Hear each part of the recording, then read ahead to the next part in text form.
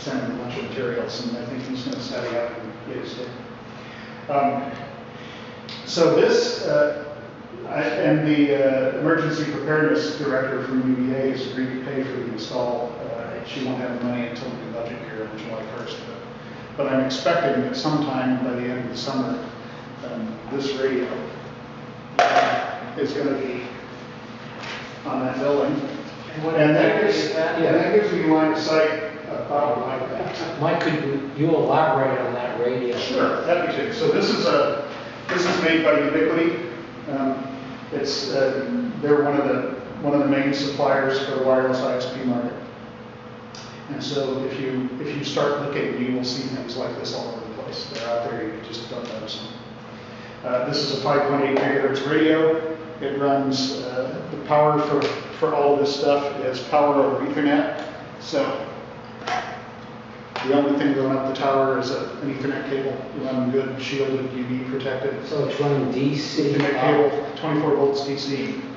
On a pair of wires using that cable. They use two of the pairs. Ubiquity uses 24, I think. They use two of the pairs in the standard Ethernet cable to provide power. Like 5G or Ethernet. What's that? Standard ISP or Ethernet.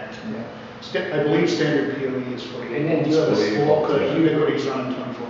Yes. The radio only needs like 11 and a half. I know. I picked up my 4 titanium showed up yesterday. Mike, you have a small computer down in the shack there somewhere. But the vendor swap. So the router is, the radio and the router are right in here. Wow. So this is the whole thing. So you're really just running.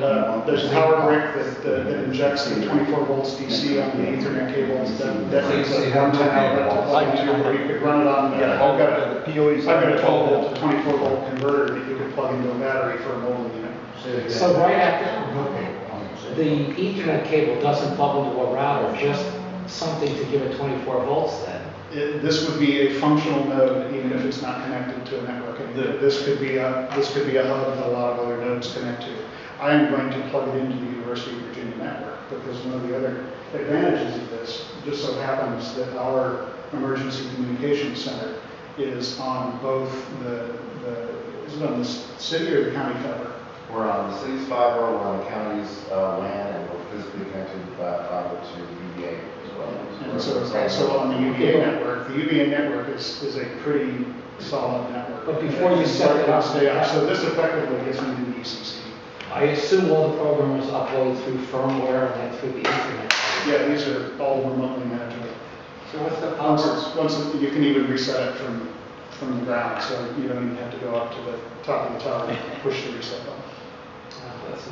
So once this is up, which is a good thing because the top of this building is very hard to get to. You're going to have to cherry pick to get this up. That's under $100. This whole thing here is maybe 150, 170, something like that. And what's the power for the radio and the antenna? Anybody remember what the rectifier was? Half a watt. And this is a 13 dB gain antenna, so ERP is going to be what, 5 watts, 6 watts, something like that. So, and obviously not. Can we? Okay, sorry, I didn't mean. No, that's okay. One of the concerns that I think we need to talk about, or at least understand as a community, and I'm Central Virginia in this context kind of community, is the use. When you tie it into the university network, are you going to be providing internet access to this? This is an important decision point because the power statement that you just made is really critical. Okay, you as a home consumer can go out and buy, a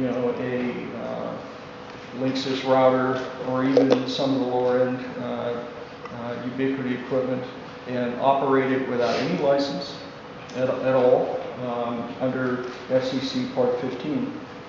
And Part 15 is all about certified configurations sold by a vendor unmodified or they're illegal. Okay, and they have a power. They're illegal if you modify them. If you buy if you buy a Linksys router and you go out on eBay and get one of these spiffy beam antennas, that's just patently illegal. Well, it's no longer part 15. That's right, it's Right. no longer covered under the laws that you Right. And this is an absolutely standard Part 15 hardware configuration. This is no longer legal for Part 15 because I run it OpenWRT on the router. So this is no longer a Part 15 device, which means I've got to run it with my call sign on. So, And it is, when it's turned on, it's pumping out my call sign every 30 seconds or so. I think they're fine. Well, I was reading on the, Is that the default on? yeah, the default is every 5 seconds. Of course, Every you 5 hear it seconds. because, it's in bits, but it's every 5 Sends seconds. it out as a ping packet. Yeah. I figured exactly what it does. You have to be extremely careful also when you start connecting to the internet for anything other than management Right. to restrict the traffic because again, radio, no commercial. that's Right. no encryption, no commercial, no radio. You can't just stream music to your buddy over this network. So in all probability, I know that, or let me, rather than say it that, let me recharacterize it. My thoughts have been more along operating strictly within a Part 73, Part 97 construct. Part 97, which is the amateur radio rules that we're licensed under. And which means there is no effective radiating power limitation. We can run whatever we want to run. If we want to run super high gain antennas and high transmitters, we can do that legally. We can also cook ourselves.